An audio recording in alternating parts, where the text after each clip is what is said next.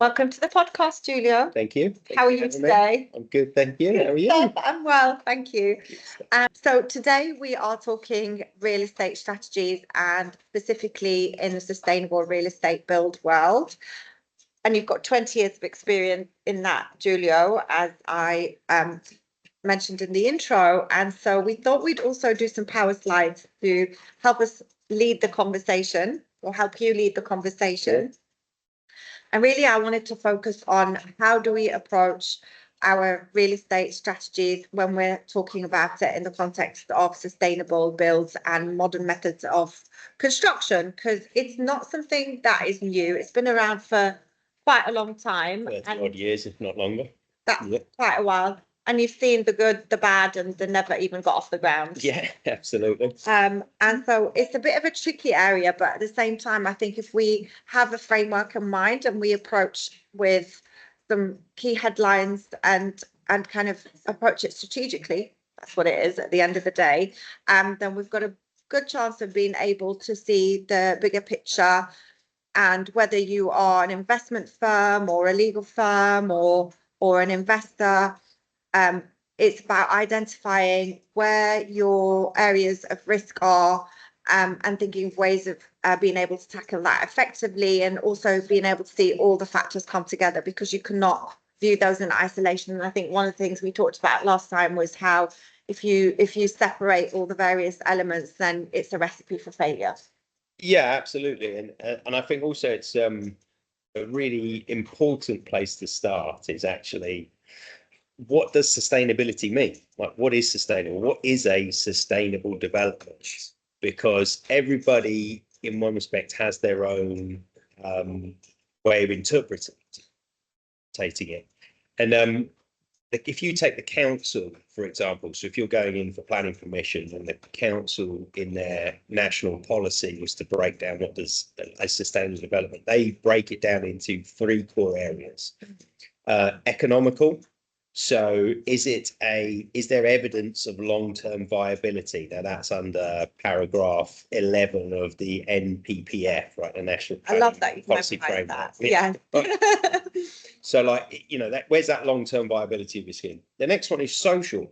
So like, what's the social impact? Affordable housing, accessibility, health and well-being concerns, mental health around the thing, we could have this wonderful house, but if there's no green space and there's no parks and there's no people, no areas for people to be able to improve their mental health and way of living, then one could argue it's not sustainable. And it's not going to create community. I think that's the main, it's a really important point. Yeah. And then the one big one that everybody, a lot of people seem to focus on when it comes to sustainability is the environmental. So obviously we have these biodiversity net planning gains, low carbon target, stuff like that. Everybody wants to live in an energy efficient home because the cost to run a home has gone up exponential over the last few years. Everyone's trying to retrofit their homes, solar panels, all green tech. So there's that core element.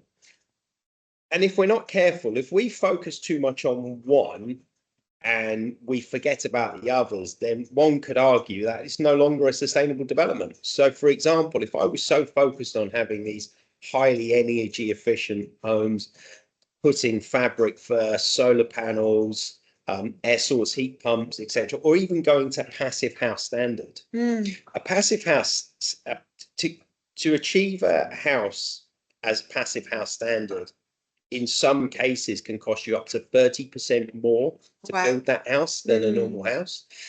And then the argument being is the cost of high electricity, etc., to run air source heat pumps. Yes, they need less electricity, but actually you speak to a lot of people, especially within the BEPC rating of homes, it costs them just the same amount of money, if not more, to run their air source heat pumps as it does gas. Right. And actually, so they're no better off financially. So if you were going to build this fantastic home, but financially you're no better off, in some respects you might be financially worse, then the argument is it actually sustainable? you know, because we're not taking all three of these into account when we're building sustainable homes. So I think it's really important as a developer that actually you need to define and determine your own definition of what sustainability looks like to you. Yeah. And I think even as an impact and a green lender, you'd have to do exactly the same. If you look at green loans, a lot of their criteria they put out there to say to qualify for a lower interest rate and to qualify for their green loans is to say, well, if you meet an EPC rating of a B minimum, we'll reduce your interest rate. Well, again, it goes back to the argument. Okay, so let me take out this technology and put it in for another technology, which is more expensive and more expensive to run. And now I've achieved an EPCB and this person has lower bills, lower energy efficient. That actually doesn't translate to being the case. And then I'd argue, have you actually created a sustainable development, or have you just swapped old tech for new tech? Yeah. Because that's all we're basically doing, right? We're not, you know, we used to have big TVs. Now we've got flat screen TVs. Has it really improved our lives in any way? True. Probably not. No. Right? So that's where I would start, that whatever spectrum you're in, whether it's funding or developments, like define to you, what does sustainability look like?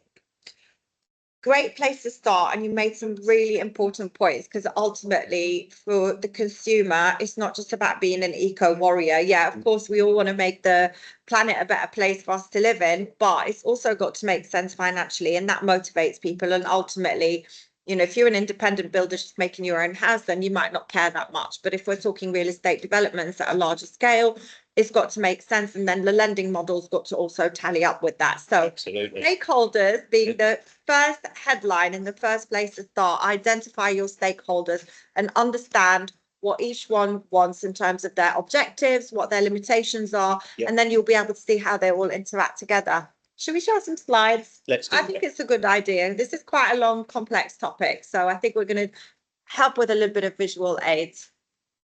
Hopefully technology works. Let's have a look. Here we are. So strategies for real estate development.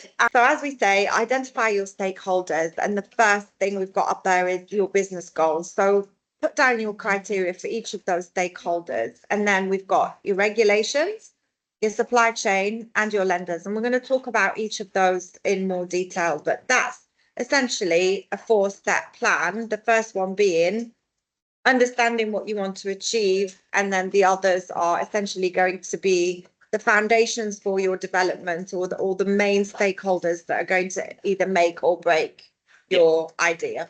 Yeah, absolutely. So, you know, once you've defined what sustainability looks like to you and you've incorporated that into your business goals, you then need to match that with actually the planning department, right? Because you could have these fantastic business goals and these fantastic sustainable objectives, but if they differ too far from regulations and planning permission, then you're going to be stuck in that initial stages, because you'll be forever arguing and fighting over getting planning permission on a development. So you've really got to match those two together to make sure that what you're offering to the marketplace, the councils, and I know councils are a breed of their own and will object to things which make complete logical and financial sense, but they don't see it that way. But that's another story altogether. But still, like the two need to meet in the middle, because that will help with the planning process. And then once they're my business goals, this is my latest development that we are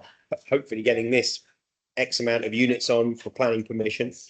And then where's the supply chain fit in that? So I've come up with these ideas that I want to have A-rated homes, and I want them to be super energy efficient, and we want time on site to be reduced, and we want labor to be reduced, etc. So who in the supply chain do I need to start working with? Which MMC providers do I need to work with? Who is going to build the type of homes that I want to build?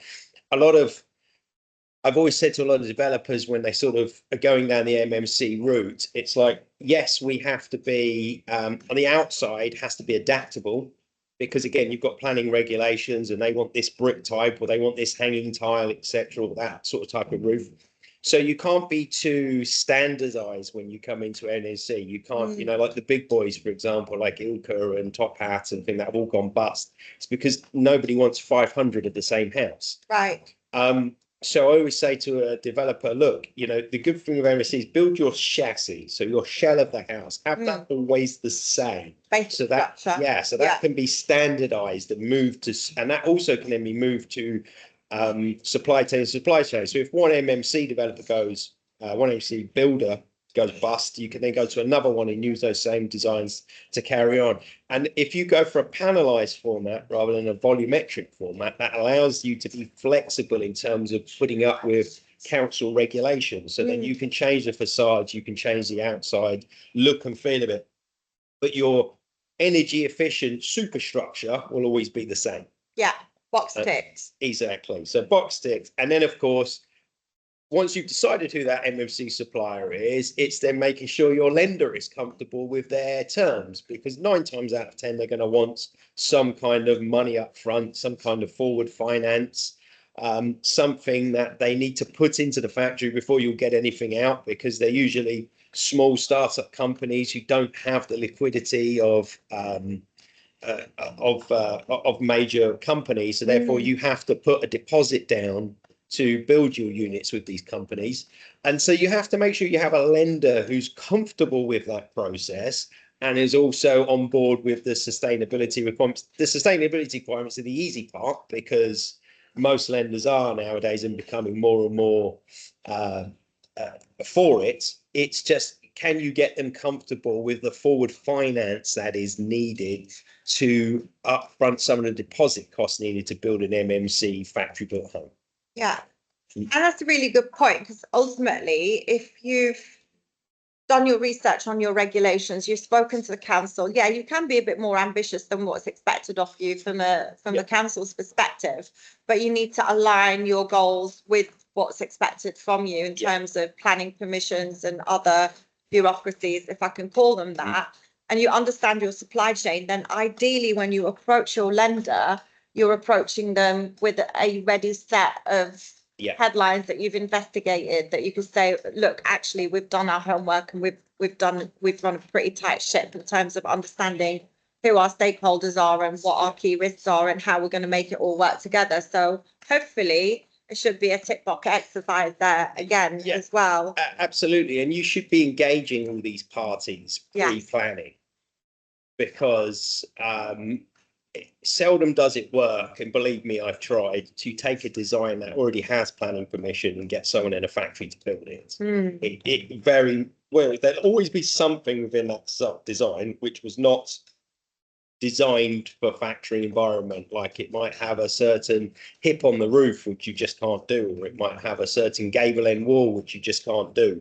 It then limits you. So it's really important. And for costs, so if you want to reduce your build costs, if you engage with them before you go into planning stages, then you design your house types towards what the MMC provider can produce from a factory, and that gives you a much better chance of getting a good cost, and then getting the lender also comfortable with the finance side of things, because you can show them from day one. We've been working with them, we've cost exercised it, we know exactly what the output's going to be, etc. We know that, yes, you're going to have to put this much down, but these are our safety mechanisms we've put in place should the worst happen. And all your contingency, exactly. And that makes the lender comfortable that you actually really thought about this properly, and you're not someone who's, as what I see a lot of the time, oh, I've built this scheme, it doesn't really work financially now because the cost of build is now gone too high. We're now going to try and go to an MMC provider because we just need someone to build it cheaper.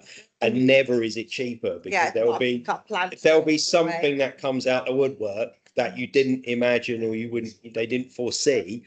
And then it's probably cost you longer, and it's taken you longer than if you just done it traditionally. Yeah, I hear you. Let's look at these headlines in a bit more detail.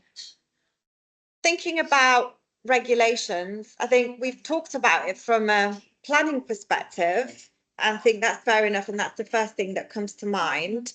But there's also other factors that are going to potentially have an impact to various degrees on the success or otherwise of your development.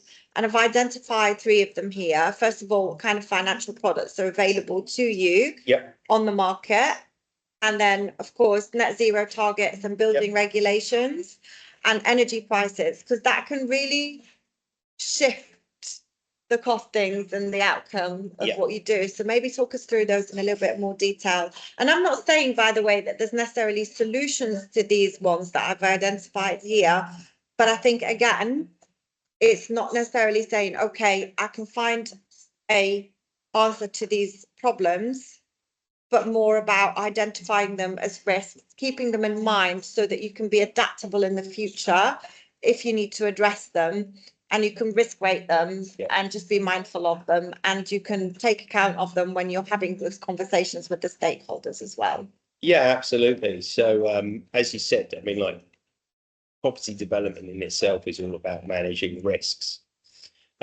So the more you can iron out before you actually get on site, the smoother it should go when you are on site.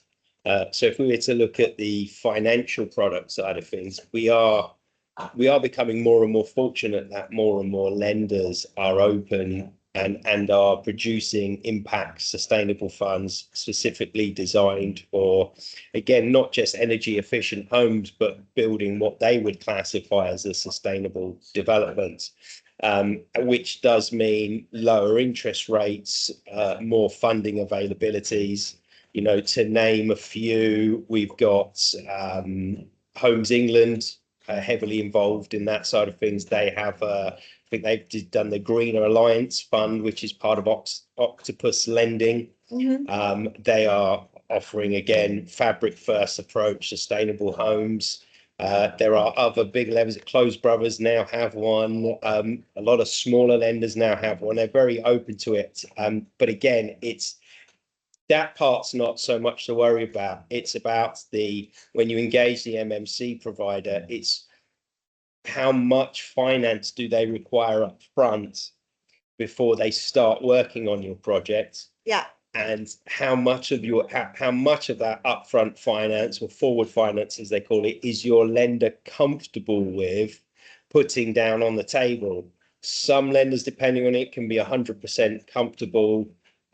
Some other lenders not. It might be that part of your development, the lender would require you to fund yourself. So that might be the part that you need to put into it. So these are all conversations that you need to have with your lender before you actually engage with your project and who you're looking to do.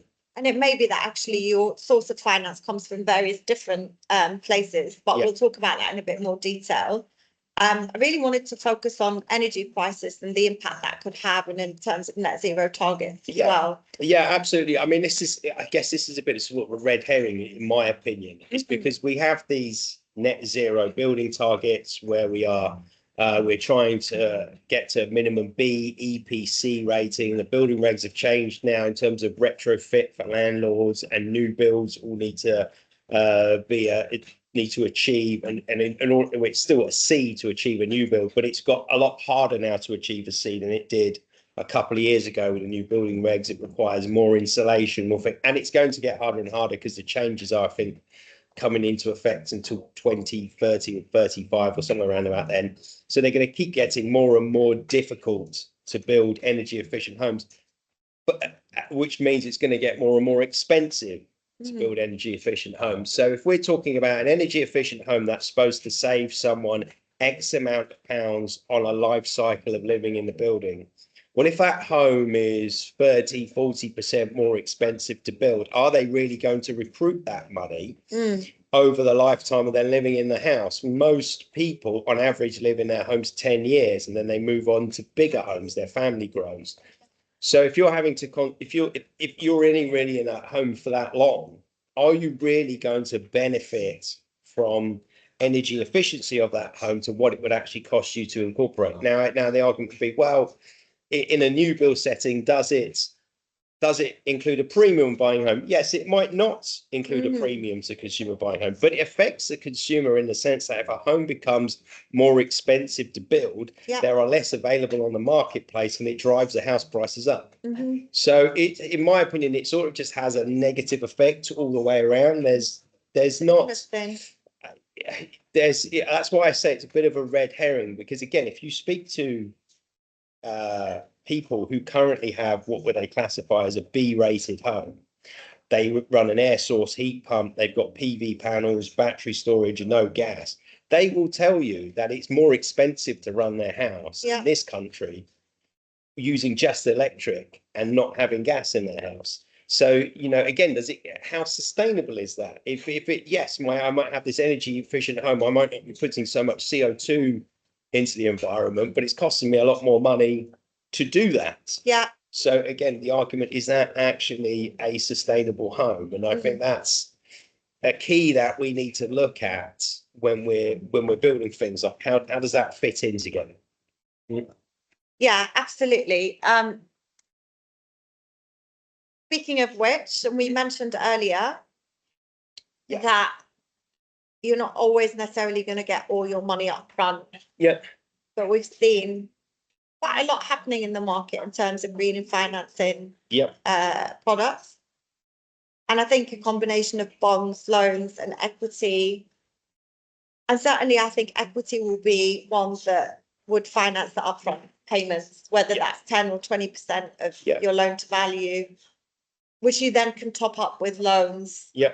Where do you find the bond market going to be most active? Not so much in the SME marketplace. So my experience has mainly been with in the SME sector. So developments up to like 15 homes, 5-10 million max GDP. So the bond market is quite minimal for that marketplace. But when you start going beyond that and you start getting into much bigger developments, large scale developments, and the bond market is huge for that sector. There's loads of green initiative bonds out there at the minute which will back seasoned developers with proven track records, building multiple units a year, trying to achieve the EPC B rating, and the market is getting quite buoyant in terms of bonds. Same with the loan market, and in particular the SME loan market. There are a lot more funds that have come to the market in the last 2 years, which specifically have a focus on MMC built homes, sustainable homes, energy efficient homes, I guess whatever you want to call them. And it's very tailored towards the SME market. I think the government especially have recognised that, yes, national house builders are building houses, but they are somewhere at the mercy of them, right? If a national house builder decides they don't want to build out some plots of land this year because it's not financially viable for them, the government are going to miss out on massive house targets that they have in place. So in order to achieve these housing targets, especially Labour with their really ambitious housing targets they've got in at the minute, they've recognised that there needs to be more funding available to unlock these smaller sites, which used to account for like a huge percentage of the marketplace, somewhat in the 90s. I mean, like the SME market was huge for contributing to the housing factor. Now it's like minimal. I think it's something like 50,000 homes a year, if that. Yeah, it's like really small numbers. Where the biggest opportunities are, especially like in the equity market, where you cannot promote real estate developments to your retail investors, to your average Joe. So you're relying a lot on what are hanging fruit, with the smaller private JVs of high net worth and sophisticated investors, and it's also looking at unlocking some of the institutional investor funds for those. And I know that it's tricky because your minimum investment amounts are often much larger than what you would need for those type of lower scale developments, but there's got to be a way. Yeah, it's a tricky one, right? Because even for an SME developer, I was reading something the other day, and they about going in for planning permission, for example, and they were saying now with all the sort of reports you have to do, and all even net biodiversity and everything else now, there's like 15 reports that you have to put in for like even a small scale development, and it's the cost to do all of that just to put the planning application in, you're like coming up to 50 grand in on a small housing application. Does anyone even read it or understand what it means? Yeah, but then the reality is nobody even wants to do it anymore. I mean, it's got to the point where it's so painful and so laborious and such a risk, because you have to do all of this just to put planning in. So there's no guarantee you're going to get it. Yeah. So, and that's half the issue we are facing at the minute, and that's not going to change. And that's half the issue we're facing at the minute within this stakeholder ecosystem we're talking about. That actually there's so much red tape in the planning sector that it's becoming unviable before you even start to do it for an SME on a small scale site. Which is crazy for me because you've got this push from the government on reducing carbon footprint and looking at real estate in particular as the biggest opportunity, let's face it, to be able to achieve some carbon neutrality. But they are not aligning those goals with local authorities and planning permission and regulations. And they're not aligning them in terms of incentives to unlock equity or capital that's available in that market. So it's all well and good talking about it and virtue signaling and saying this is what we want, but you're not creating the environment that breeds that kind of investment opportunity. Yeah, and that's the sad part, because when you look at the equity side of the play for the SME, it's quite buoyant when it comes to sustainable development. There are lots of JV partners, equity or investment firms out there who would do equity deals. Absolutely. And they get really comfortable with the forward finance element with it. They're okay with it. They're okay with it. They're not. They understand what they're trying to do, and they're a little bit more risk taking because they appreciate what we're trying to do. And I've certainly, a lot of the MMC developments I've done in the last 5 years have all been equity funded, and none of them have had a problem with the forward financing. And yes, it costs you more money, and yes, you're giving away a big profit share, but then you are limiting your own personal risk at the same time.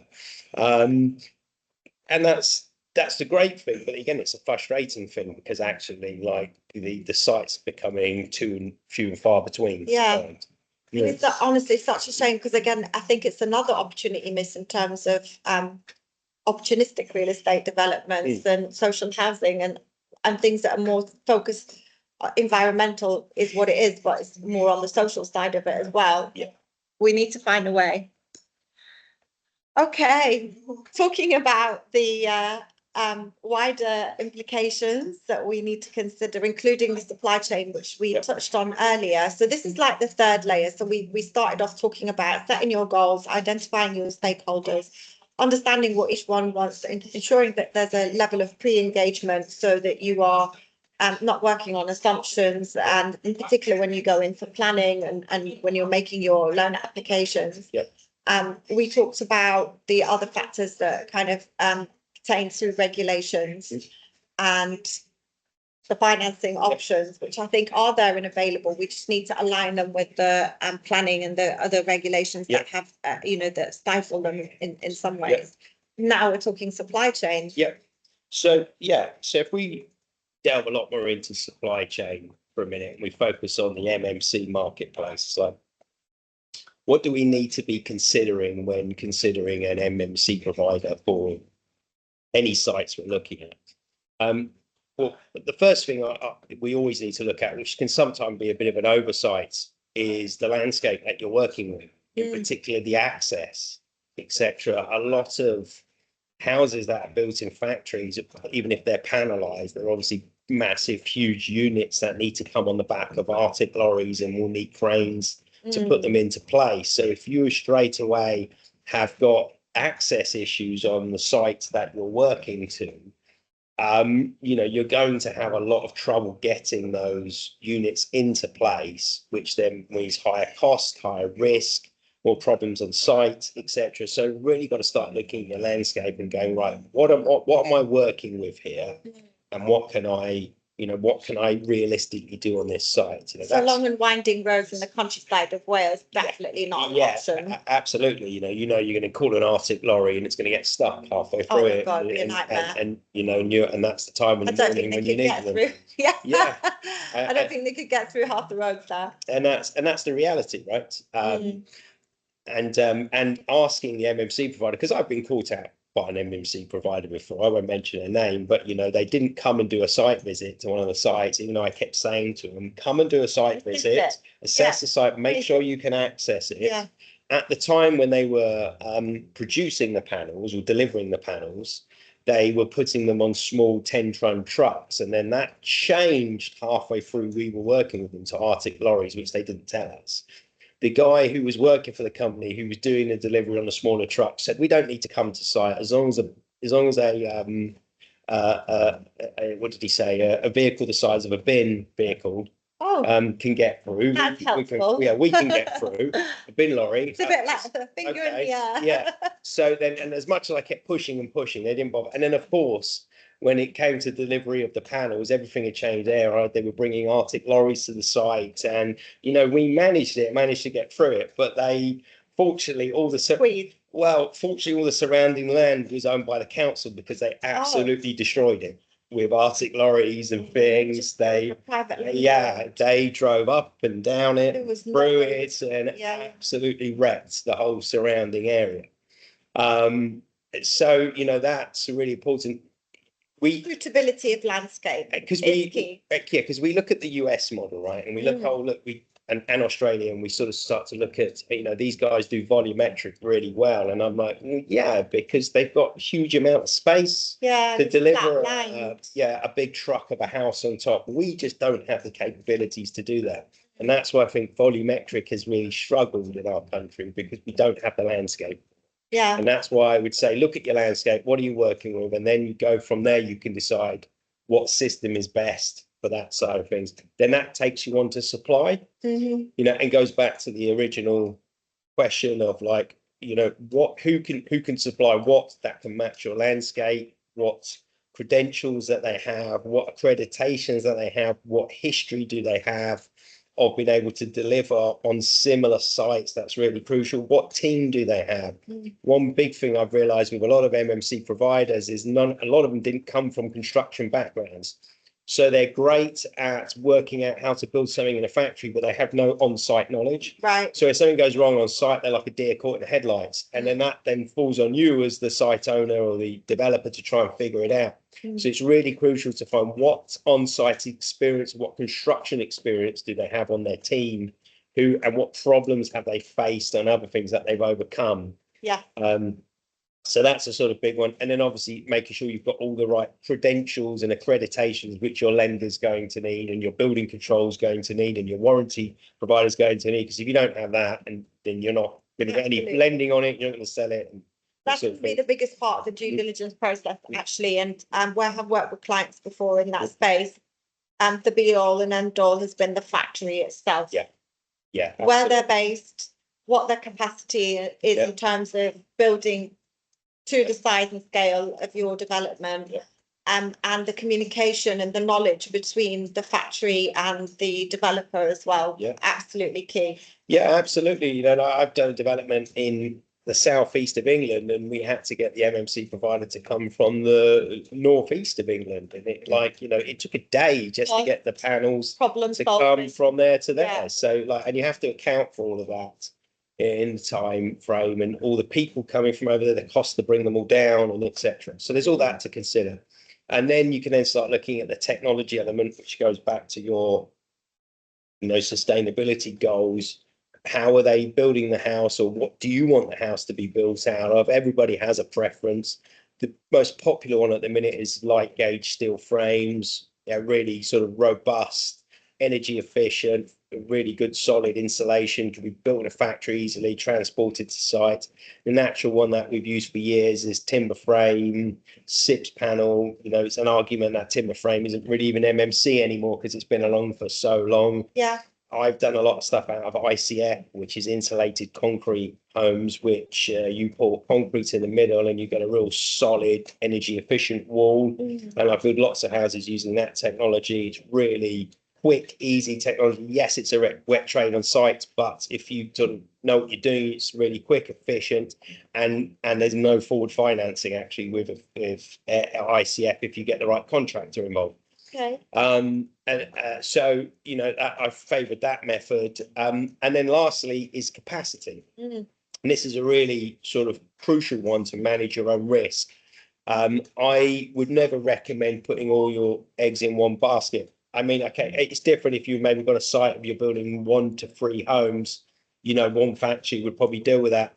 But when you go above 5 homes on site, you want to be splitting your capacity risk by talking to various different factories. So let's say, for example, if you had 15 houses on a site, I would argue the best thing to do would be 5 houses from 3 different suppliers. Okay. And the reason being is because the MMC market is a fragile market. There are startups in and they're going to bust at any time. Right. If one of those suppliers in that chain goes bust, you haven't got all your eggs in one basket. You've got the backup plan. Yeah, and also as well, asking one supplier to maybe build 50 in these houses, they may reach a capacity issue with everything else they've got going on. Yes. So and then if they're suddenly late on one, then they're suddenly late on all 15. Where if you've got 3, yeah, and if you've got the capacity split between, say, 3 different suppliers, at least if 1 delivers or 2 delivers, you can sort of do that if you have to. Yeah, so it's managing 2 risks. There's one shutting down and the other one ensuring that they're gonna, if there are delays, then it's not gonna have an impact on the entire project and you're staying there with an empty development. Great. Okay. Oh, sorry, let's go back a slide. I think so far, we've talked about a lot of challenges. I know the objective was to identify our headlines for a sustainable real estate development strategy. And I think those factors are there, and I will keep saying that it's not necessarily because we're looking for solutions. Obviously, there's some easy solutions that help with our strategy. A lot of the other things are also just identifying the risk factors and rating them and being aware of them so that you can adapt to them if they do come up in the future. But I think there's probably a number of key messages to take away that you think would be the most important ones to keep in mind if you are thinking of going out and doing this either as a small joint venture with just a few houses or a larger development. So let's talk through them. The first one is looking at what other countries do. I like this. I think it's massively underrated. Yeah, we can learn a lot from what other countries are doing in the MMC market, especially around Scandinavia and the Baltics and that area. Those guys are very good in building homes in a factory. And they've been doing it for years. They've been their thing. Yeah, absolutely. They've been doing it for years. I mean, you've got companies like in the self-build sector, you've got companies like Danwood have. You can go on their website and pick 200 different types of houses, which you can just order with everything already designed and stuff like that. So it will look the same. No, exactly. And you could just take their plans, put that in for planning permission, and that's it. You don't have to do any work. And then they come and build your house in the UK in 6 to 8 weeks. I don't think it's just like developers that should be looking at what other similar countries do. I think government and local authorities should be as well. And they have been, in all fairness to them. Like fair enough. The Homes England markets with the MMC sector, they have tried to take what they've done their research. When they invested in Top Hat, they approached Sakuzi Homes, which was the biggest MMC developer in Japan. And they actually even had them invest in the Japanese not Top Hat, sorry, it was Urban Splash. They even had it invest in that in the company who was going to buy it. I mean, it all went bust and went under, and they lost 30 million, if not more, in the process. So it's it's a typical government run organization. But they had certain friends. They do try to look at what happens in other countries, but can you rely on them? No. So you're best off going out there and doing your own homework. There are loads of exhibitions now in the Baltics and anything, and even now popping up in Dubai, etc. Because Dubai has some really good MMC products. But a lot of those big towers in Dubai have all been built by MMC products. I didn't know that. I'm involved in like a residential communities project that's been MMC based. That's done really well. I wasn't companies I work for in the UK, Specboard, I helped bring their product into the UK market. They was a product that was launched in Dubai, and all the big tower blocks that were built out of it in Dubai, and now they're using it in tower blocks in Manchester. So there's a lot we can learn from other countries who are doing it and doing it well. And I think we should definitely start there. And of course, just looking at countries who have a similar landscape to us. Yeah. Like there is no point going to Texas in America, who do great volumetric homes, but they've got miles and miles and miles of space to drive them around and work with them, etc. And we don't have that luxury. Yeah. So it doesn't sort of work. So if we are going to move on to the next one, if we are going to look at a format that does work for us, then for me, my personal thing is panelized. When we started this whole Homes England MMC, they weren't for panelized. They said they were, but they weren't really driving it. It was all about volumetric homes. Let's build the whole house in a factory and let's move forward. Flash it and deliver. No, it was like, let's have it fully built. Literally. Yeah, fully built house in a factory, bring it to the site and plop it on the site. Wow. That's all they cared about when they first started Homes England. And that's why they invested in Herbal Splash, Top Hat, Ilka, all those big guys. Any of those. And that's why they lost 100 million and it all went bust, because they suddenly realized, actually, we can't do this at scale in the UK. Not at all. Yeah, and that's why now there's more of a focus on let's do panelized. Now, I thought that'd be obvious. Well, it was obvious to me. I know nothing about buildings or construction or anything like that, but and that's why I only ever did panelized. I've never done volumetric because I work in the SME market. So someone brings me a school site and I'm like, how are you going to get a fully fledged house in there? You're not. So it's it was kind of obvious to me. And it's so limiting as well. Yeah, absolutely. And in order for a factory to justify having a massive 100,000 square foot factory that builds 500 homes a year, they have to build 50 of the same house every single time. And again, it goes back to the argument, what planning schemes do you see that has 50 of the same houses every single time? No council allows it. So panelized format for me I think is the favorable choice in the UK. And now there's some really, really good MMC providers who all different types of panelized format. So it's about picking the one.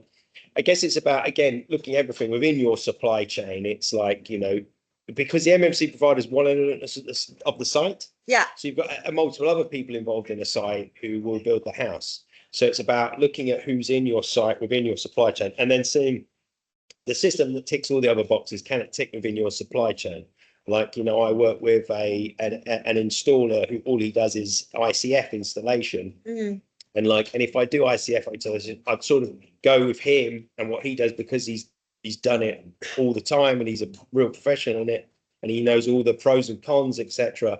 So it's like working with what you have in your team and your skill sets as well will dictate the formats. And then on top of that, again, we go back to on-site knowledge. Don't just rely on your MMC provider unless they are a main contractor and lots of on-site knowledge. Or they've invested with you. You, etc. To actually know what's going to happen on site. Because a lot of these factory guys, once it leaves the factory, they're not bothered, nor do they have the skill set in the team, nor have they invested in the skill set in the team for actually, once it leaves the factory, it's kind of like, we've done our part in the factory, we've given it to you now, the installer's going to install it.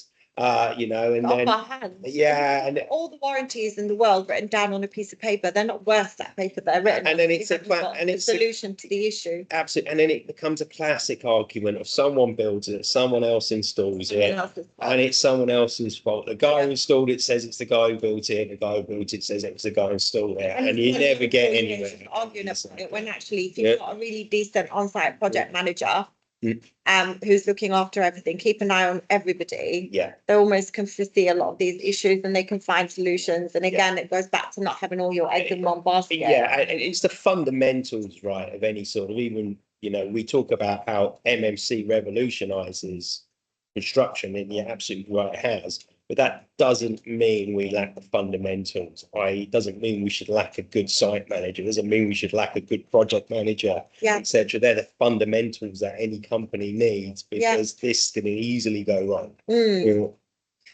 So that's higher, Giulio. And planning reform, I mean, we kind of touched on that a little bit, right? How difficult it is for an MMC, an SME operator to find a plot of land, go in for planning permission, build a viable scheme out without having to invest a ton load of money and time, and then ask yourself, was it even worth it in the end of it? And but is that one thing that's ever going to change? Yes, we need planning reform. We're getting it a little bit, but with this, but with any government initiative, what it's like. You give with one hand and you take with the other. So you think they've given you a favour by putting this policy in place, but actually then they'll go and put another policy in place. You're still battling through a load of things. Yeah, exactly. You're still battling through red tape. I think getting a really good planning lawyer in place is such a, and really knowing what they are and understanding the order of priority in which you've got to tackle each of these roadblocks is going to be absolutely critical. Yeah, absolutely. And then energy prices is obviously something we need to consider touching on. Yeah. I said beforehand, actually, it's becoming, okay, we're getting some stability now with energy prices, but they're going to keep going up. They're never going to come down. No. And they're going to keep more and more expensive. So how do you get to a stage where you're almost sort of building off-grid properties, so properties that don't rely on energy sources, and you can self-produce, etc. Is that's the dream for me? An entire development that's off-grid. Yeah, exactly. Like that's where we really want to be heading, like complete off-grid developments. But what does that look like? Technology, I think, is going to be really critical, because I see so much out there, and I just think, okay, I wish these guys that are building these bricks from bits of recycled material can get together and talk to these guys that are coming up with these new solar panels that are super efficient, can talk to these guys and talk to these guys, like an entire ecosystem, community off-grid. I'll give them a run for their money. Absolutely. And it's I'd love to hear from young startups who are pioneering in that space, like what does an off-grid ecosystem look like? Like what's the plans for a future development site that's off-grid, and what does that look like in terms of how much does that cost to build? Because again, it goes back to our sustainability argument. If it costs you 40% more to build out that thing in the lifetime of people living there, etc., is it worth the investment? Are you going to see the return on it? Are you better off within your sustainability scope? I think that financial modelling is going to be really critical. I think someone out there is probably already doing it or thinking of doing it. And if that's your starting point, like what is my baseline cost now? How long is it going to take to recuperate? Assuming it's more expensive. I don't know. I think some of these technologies actually are much cheaper. And this is where I think the microfinance community enterprise initiatives come into play, where this is where I think there's a massive opportunity to see something off-grid being built for a smaller community. I agree. I would like to think that a developer would come along and create a completely off-grid scheme, but the reality is it's probably going to start within the self-build market. It will be self-builders who come together to design their own homes in a completely off-grid environment, which can then be financed through microfinance, enterprise community schemes, etc. I mean, you look at Graven Hill, which is the biggest self-build development in the UK. I think it's something like 200 self-build homes off of Bicester. A lot of those homes are actually MMC built homes, because the self-build market has always been very favourable of energy efficient MMC markets. The lenders in there, Ecology and the self-build lenders, are much more favourable in the self-build market. So it's, in one respect, it's already starting to happen, where we're starting to see more big self-build schemes. But how amazing would it be to see self-build schemes that are completely off-grid energy self-sufficient? The dream. Absolutely. That'd be the dream for a lot of people. And I think there'll be more demand for it in the future. And I'd love to see, as you said, like a young startups each bringing in their own technology and idea and being able to implement it with a green financing initiative that is government backed. That can make this happen, giving us alternative solutions, bearing in mind that it's got to make sense from a cost perspective. Thank you so much, Giulio. It's been really insightful. We've got 20 years of seasoned knowledge on site in construction in the MMC market. And I think the key takeaways for us is plan, understand your goals, set your goals, keep your stakeholders engaged, ensure that you communicate and you take into account and prioritize what their objectives are. Be aware of some of the risks that are present, not necessarily there's a solution, but that you may need to adapt in order to make sure that you can dodge them. Yep. Look at what other countries are doing. Think about your design. Ensure that your on-site knowledge and your project management and site managers are there because they're going to make or break it. Yep. And then just, hope for the best. We need more of a push. Absolutely. Thank you so much. You're welcome. Thanks for having me. So, Giulio, if there were 3 or more takeaways that you could share with our audience, what would they be? So I think if I was to give you 3 key takeaways, I would say the first one being is leverage MMC for guaranteed fabric performance. So adopting modular construction MMC will allow you to achieve your U value ratings, your correct air tightness test, allow you to incorporate other green technologies. So you've got a much better chance of reaching a much more energy efficient home. I think that's the key for any sort of sustainability developer is they have to move away from brick and block and concentrate on all the new technologies that are outside the market, because there are some which are far superior and give you far better fabric first performances. That would be number one. And they've been around for a while and they're tried and tested. Absolutely. Some of these have been around 30, 40 years and have done multiple schemes in multiple countries and, and have proven track records. Number 2 is initiate with the green finance lenders now when you're looking at sites, etc. Get them comfortable with the MMC providers you're working with, match their sustainability goals with your sustainability goals, so you're all on the same page and you can sort of maybe negotiate that reduction in interest rates once you reach your sustainability targets, etc. So I would be like, you have to engage with the lenders at the same time you're engaging with MMC. Speak to the MMC providers about the lenders that they're working with, because that's always a good start of who they've built with before. We'll know who's comfortable, and whether it be Homes England or it be another specialist lender, there are plenty out there that you can engage with. So that's number 2. I like that. I like the negotiation and a reduction in interest in achieving certain targets, because that really tallies up with the objective. Absolutely. So once you've found your lender and once you found your MMC provider, standardize the whole process. Okay.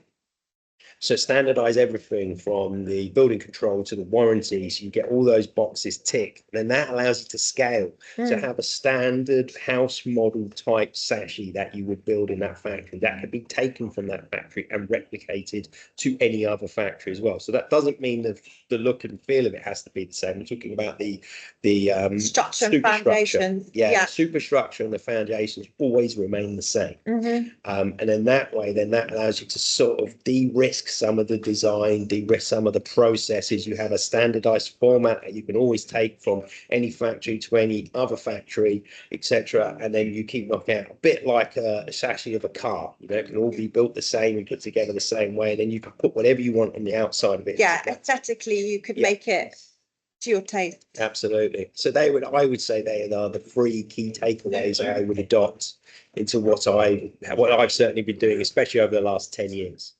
Amazing. Thank you. That's super helpful.